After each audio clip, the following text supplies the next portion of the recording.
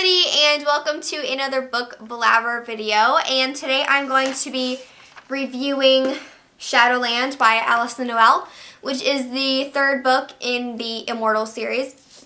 If you haven't seen my other two book blabbers on, well, I did one book blabber on Blue Moon, and in my huge book haul I talked a little bit about Evermore, so I will link those down below. But yes, like last time, I have a list of notes. So first thing I've written down is hope for Damon and Ever in the beginning. So at the end of Blue Moon, there was the whole thing where Damon is basically cursed, like their love is cursed, and in the beginning it seems really happy and hopeful, like okay, they're gonna find, or they're gonna get the antidote from Roman and it's gonna be all good. But obviously with like 3 more books in the series after this, that's not gonna happen. So again, I wrote down creepy Roman, and that's really what he is. He is just weird and creepy. Like, I don't understand why he talks to Ever like she's gonna fall in love with him. Like, I don't know, it's just weird. Like, the things that he makes her do, it's weird. So at the end of the book, the thing that Roman makes Ever do is, I don't want to say incredible because I don't want to make it sound good, but it's very amazing what he makes her do, what he forces her to choose. And that just makes me hate him even more. I've already started the 4th book and I've written notes on that, and I just can't even stand him anymore now. But yeah, so there's the whole thing where Haven brings Ever her cat Charm, and Charm is sick, and Ever's like, okay, well, Haven doesn't know that she's an immortal or whatever, and so Ever is like, okay, well, I can use my powers or give the cat the immortal juice and make it an immortal so that it'll be okay. But that's not okay because it goes against like the force of nature or whatever, so they have to let the cat die. But it definitely sets it up for the next book. Like, if you, not the cat part, but the fact that Ever and Haven kind of intertwine with the immortality type thing. You know what I'm talking about if you've read all of the books, because since she can't use the immortality on the cat, it kind of, I don't know, something else happens with it. But yeah, and then Ever gets the job at the, I forget what it's called, the psychic shop where a boy named Jude works. And there's a lot of, like, why can't I think of words today? There are a lot of hints that they have history together. He makes her feel so happy, and she has like a mini crush on her, obviously, even though she's in love with Damon, and they just seem to have an immediate connection.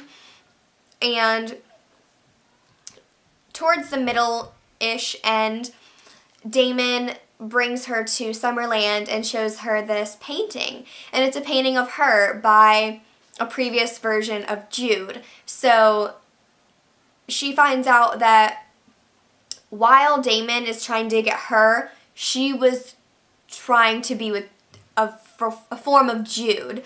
So it's like, you know, Damon feels so bad about that. He's like, I kept on ruining your love. You know, it was very selfish of me to go after you and pull you apart from him. And then Damon is like, okay, I'm going to give you 3 months and you can decide what you want to do. And Ever's like, no, I don't need to decide. You're my choice. And that really frustrated me that Damon was really forcing this on her. Like, I don't understand why he couldn't see her love there. Like, I don't know if that makes sense to any of you guys, but I don't understand why he doubted their love. I just don't see how he could have thought that Jude could replace him when Ever and Damon had just like an incredible love, and it just didn't really make sense to me.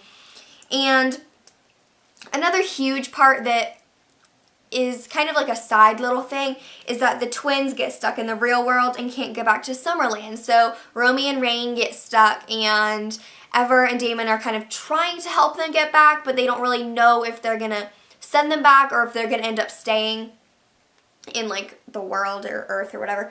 And so Damon begins like changing. He like wants to sell his mansion and gets this ugly car that Ever hates, and it's just like weird. Like he changes to be like a father for them, which is sweet, but they don't like Ever. So her not liking that he's protecting them makes it weird, but yeah. Finally, he becomes normal again and decides to keep the house, and they all live there.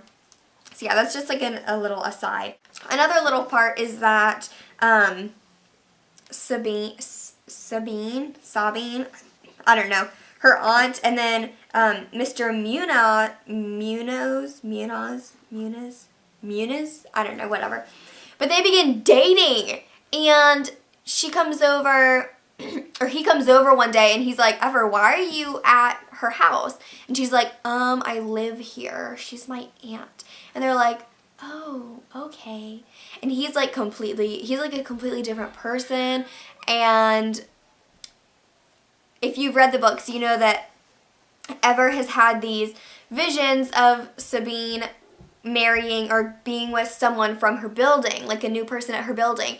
And towards the end, you find out that he has a job there, and she's like, oh my God, what if he's the one? Like, what if they get together? And it's really funny, though, to see them interact, and I think they're going to interact more in the next book, Dark Flame, but it's just weird because she's so like weirded out by him because he's one of the only people that knows that she's a psychic because she kind of confessed it to him. And so she's like, I don't want you to tell Sabine, like you can't tell her. And it's just awkward because like they know each other at school, but then they're like out of school together. Yeah. And then there's a little part about where Ever does this spell with the dark moon, and it kind of gets like, they make a really big deal out of it, but I don't really see how it's bad yet. It might play into the next book why it's bad or why she's cursed or whatever, but I don't really see it. And then the ending part is what's huge. So basically, Ever holds a huge party for Miles because he's going away to Italy, and Ever invites Haven, obviously, because they're friends, and Haven brings Roman. So that creates drama there. And then they leave and go to some party, and then all of a sudden Haven, like, gets sick from this drink that she had, which Roman gave her. I'm assuming that that only makes sense. But so Roman calls Ever, and he's like, your friend is dying, you need to come save her, like, you better come save her. And then she hasn't seen Damon in months, and he's there too, and all of a sudden it's like, boop, they're back together. And so this is a huge spoiler. I mean, these videos are really hard to do without spoiling it, but basically she has to choose between two things. Roman will give her the antidote so that her and Damon can be together if she lets Haven die. Or she can turn Haven into an immortal and she doesn't get the like elixir antidote. So she chooses Haven, which I suspected because I knew that she wouldn't choose Damon over Haven. I mean, Haven's her best friend. I think she was thinking that, like, there will be a time when we will get the antidote and it'll be fine, but watching her friend die, that wouldn't be worth it. Like, seeing her friend's funeral to be with Damon, it wouldn't be worth it to her.